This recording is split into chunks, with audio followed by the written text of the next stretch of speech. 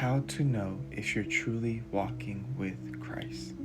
Matthew chapter 7 verse 21 says, "Not everyone who says to me, 'Lord, Lord,' will enter the kingdom of heaven, but only he who does the will of my Father who is in heaven. Many will say to me on that day, 'Lord, Lord, did we not prophesy in your name?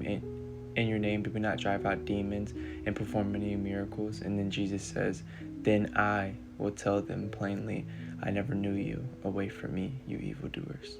Watch that word. It says I. He says, "Then I will tell you." That is through Jesus, by faith in Jesus and what he did, not what we can do, is why we enter the kingdom of heaven. Catch that. The question isn't, do you know Jesus? The question is, does Jesus know you? See, me personally, I have fell into where the Lord had to convict my heart, where I was doing all of these things for Jesus, but not doing all of these things with Jesus. There's a difference from working out of for example, whenever we work, if you have a job, let's say you don't have a job, let's say you have chores and you earn something at the end, we're obligated that dollar amount because of what we did. And the truth is, Jesus doesn't owe us anything because he paid that price that me and you could never pay, and that price was his blood. And we don't serve, pray, get in our word because we have to. The law says you have to do X, Y, and Z to gain this salvation. See, God had to enforce laws in the Old Testament given to Moses, the 10 Commandments, not because they were perfect, but because they were lawbreakers. Law had to be enforced. In the same way, just because we are sinners, something we're born into, that it's not our fault.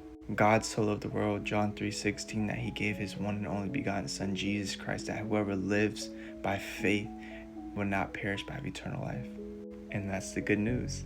Bad news, we're born into something we can't get off. Good news, Jesus overcame it.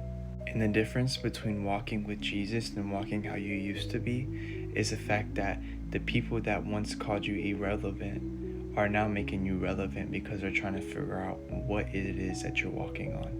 For example, Paul went through the same thing here in the book of Galatians chapter 1, verse 23. It says, "They only heard the report.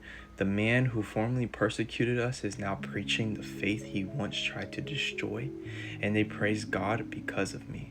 Some people might not see you as your new self.